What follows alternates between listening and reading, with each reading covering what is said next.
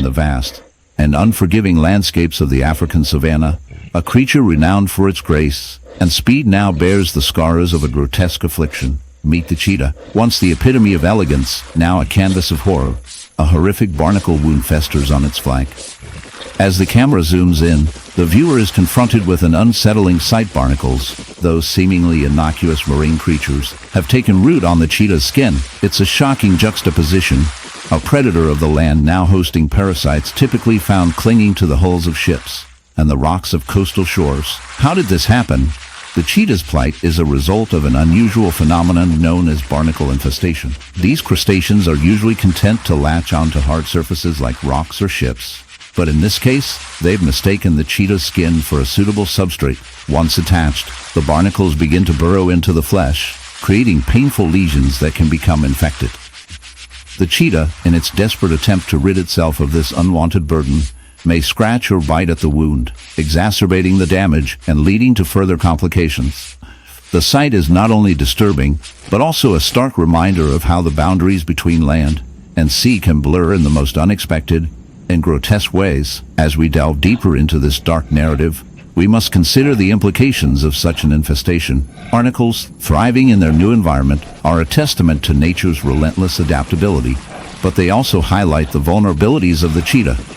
This once majestic in the vast, untamed wilderness of North America, where the sun sets in a blaze of orange, and the air is thick with the scent of earth and grass, a creature roams that is both majestic and grotesque. The American bison, a symbol of strength and resilience, now bears a horrific wound, a grotesque patchwork of barnacles clinging to its flesh, a sight that would make even the hardiest of souls recoil in disgust. These barnacles, typically associated with the oceans, have found an unlikely host in this land-dwelling giant, creating a macabre spectacle that raises questions about the delicate balance of life and nature. As we delve into this unsettling phenomenon, prepare yourself for a journey that reveals the dark side of nature's design. Barnacle infestation, known scientifically as Cirripedia, occurs when these marine crustaceans latch onto a surface, often a hard substrate, to feed and reproduce. In the case of our bison, these barnacles have somehow found their way onto its skin, likely due to the animal's proximity to water sources where larvae are abundant. The barnacles, with their hard, calcareous shells, create a grotesque landscape of protrusions that can cause pain and suffering to their host. As they grow, they form clusters that can penetrate the skin, leading to infections and a host of complications.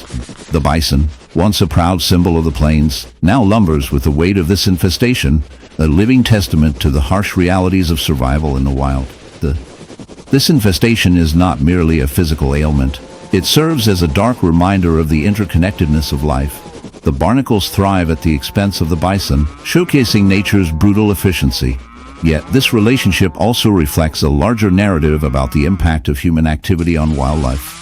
As we encroach upon natural habitats, altering ecosystems, and introducing pollutants, we create conditions ripe for such infestations. The bison's plight is a stark illustration of how our actions ripple through the natural world, often with devastating consequences for those who cannot speak for themselves.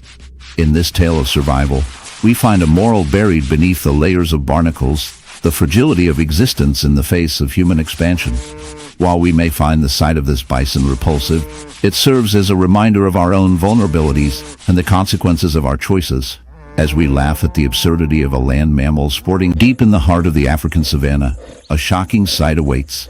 A majestic leopard, its sleek fur once a vibrant golden coat, now lies crippled and helpless, its body ravaged by a gruesome infestation. The air is thick with the acrid stench of decay and death, as a massive beehive has taken up residence on its back, its very existence a testament to the unforgiving power of nature. The leopard's once luxuriant fur is now a tangled mess of sticky honeycombs, each cell pulsing with the rhythmic thrum of thousands of angry bees, their stingers poised and ready to strike.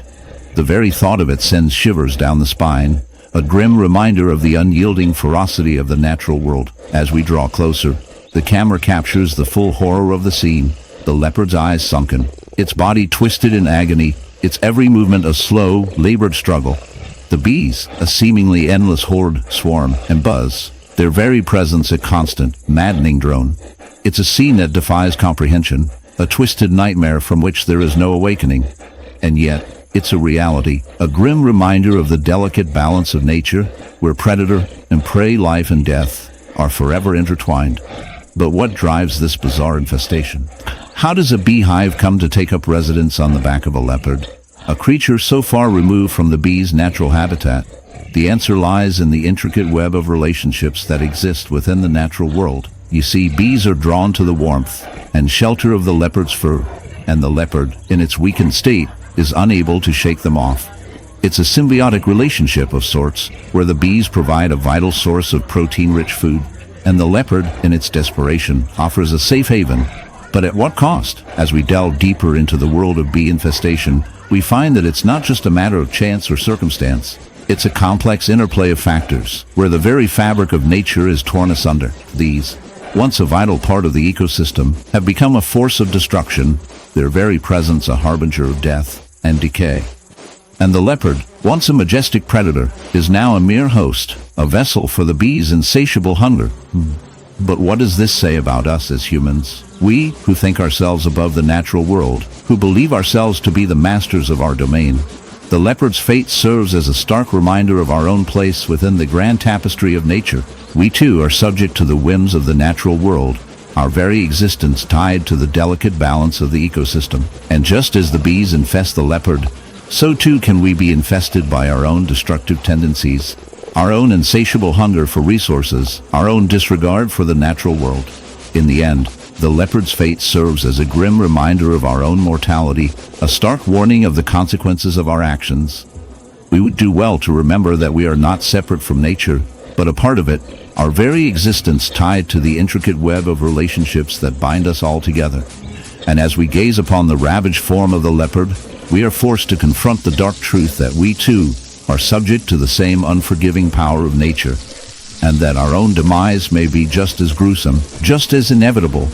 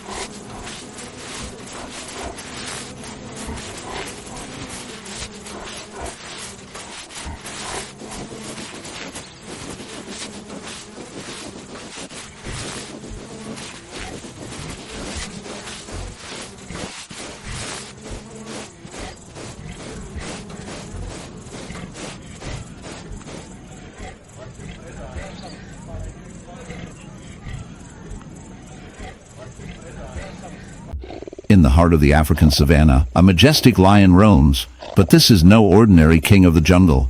This lion bears a horrific wound, a grotesque sight that sends shivers down the spine. His once proud mane is now marred by a ghastly barnacle infestation, a chilling reminder of nature's cruel hand. As we draw closer, the barnacles cling to his skin like sinister barnacle soldiers, their hard calcified shells contrasting sharply with the soft, vulnerable flesh beneath.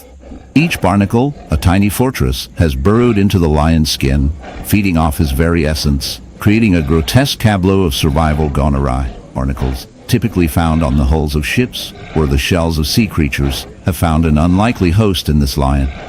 These marine crustaceans, known for their tenacity, latch onto any surface they can find, and in this case they have chosen the king of beasts. The infestation is not just a physical burden.